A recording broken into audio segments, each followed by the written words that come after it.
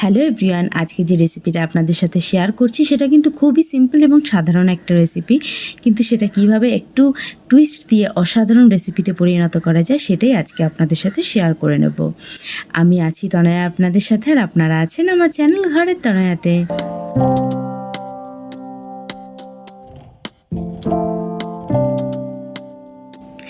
চলুন তাহলে আর কথা না বাড়িয়ে রেসিপিতে আসা যাক। এই রেসিপিটি বানাতে আমাদের এখানে যে প্রধান উপকরণটি লাগছে সেটি নিয়ে নিয়েছি, অর্থাৎ এখানে কাবলি ছোলা নিয়ে নিয়েছি এবং কাবলি ছোলাটাকে খুব ভালো করে ধুয়ে নিয়েছি এবং এই কাবলি ছোলাটাকে 6 থেকে 8 ঘন্টার জন্য ভালো করে ভিজিয়ে রেখেছিলাম। এখন কাবলি ছোলাটাকে সেদ্ধ করে নেওয়ার পালা।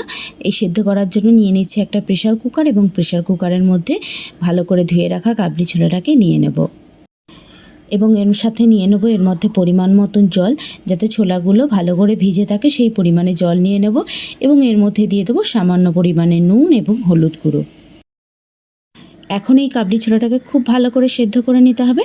তার জন্য এখানে আমি 5খানা সিটি দিয়ে নিয়েছি। সব ধরনের ছোলা তো একরকম হয় না, তাই সেই অনুযায়ী সিটির পরিমাণ কম বেশি লাগতে পারে।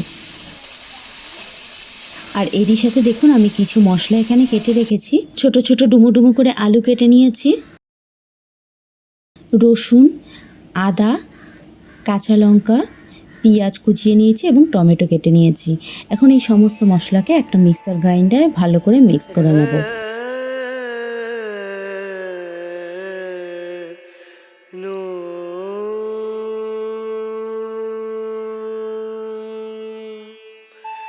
দেখুন একদম সুন্দর একটা স্মুথ পেস্ট এখানে কিন্তু আমি রেডি করে নিয়েছি। প্রেশার কুকারটা ঠান্ডা হলে এখন প্রেশার কুকারের ঢাকনিটাকে খুলে নেব এবং চেক করে নেব যে ছোলাগুলো খুব ভালোভাবে সেদ্ধ হয়েছে কিনা। কাবলি ছোলাটা কিন্তু একদম পারফেক্টলি সেদ্ধ হয়েছে। আমি একটা হাতে আপনাদের ভেঙে দেখাচ্ছি, ছোলাগুলো কিন্তু ঠিক এইরকমভাবেই সেদ্ধ করে নিতে হবে। এখন কাবলি ছোলাটা রেডি করে নেওয়ার পালা। তার জন্য গ্যাসে বসিয়ে নিচ্ছি একটা কড়াইতে দিয়ে দিচ্ছি খানিকটা পরিমাণে সর্ষের তেল এবং তেলের মধ্যে দিয়ে দিচ্ছি খানিকটা পরিমাণে নুন এবং হলুদ। তেলের মধ্যে নুন এবং হলুদ ব্যবহার করলে তারপরে তেলের মধ্যে কিছু দিলে তেল আর কিন্তু ছিটে আসে না।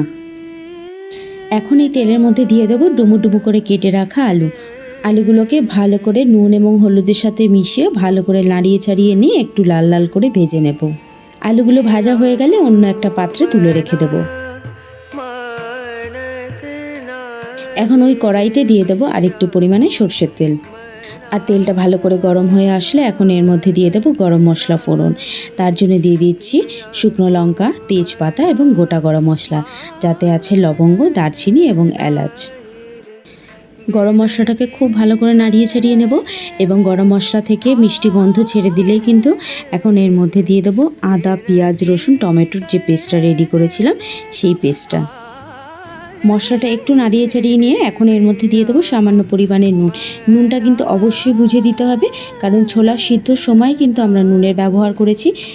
আর এরই সাথে সাথে আরও কিছু গুঁড়ো মশলা এখানে ব্যবহার করে নেব। এখানে নিয়ে নিচ্ছি হলুদ গুঁড়ো, ধনের গুঁড়ো, জিরের গুঁড়ো, লাল লঙ্কার গুঁড়ো। এখন আবারও সমস্ত মশলাকে খুব ভালো করে মিশিয়ে নিয়ে বেশ ভালো করে কষিয়ে নেব।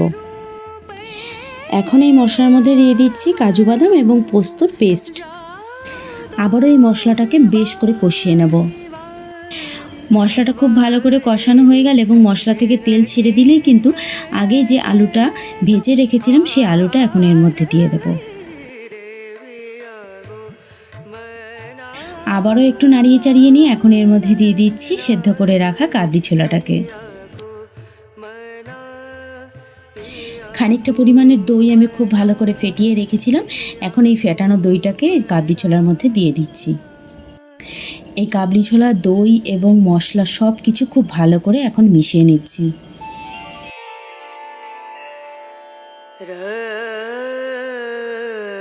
এখন এর সাথেই এর মধ্যে দিয়ে দিচ্ছি 2 চামচ পরিমাণে চানা মশলা। চানা মশলাটা ব্যবহার করলে কিন্তু এর টেস্টটা এবং গন্ধ দুটোই কিন্তু খুব ভালো হয়।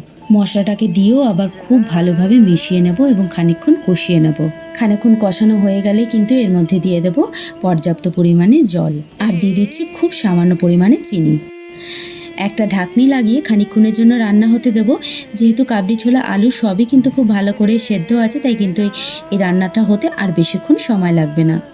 এখন ঢাকনিটা তুলে এর ওপর থেকে ছড়িয়ে দেবো কাসৌরি মেথি। কাবলি ছোলা এবং চানা মশলা কিন্তু একদম রেডি হয়ে গেছে। এটা খেতে কিন্তু দুর্দান্ত হয়েছে।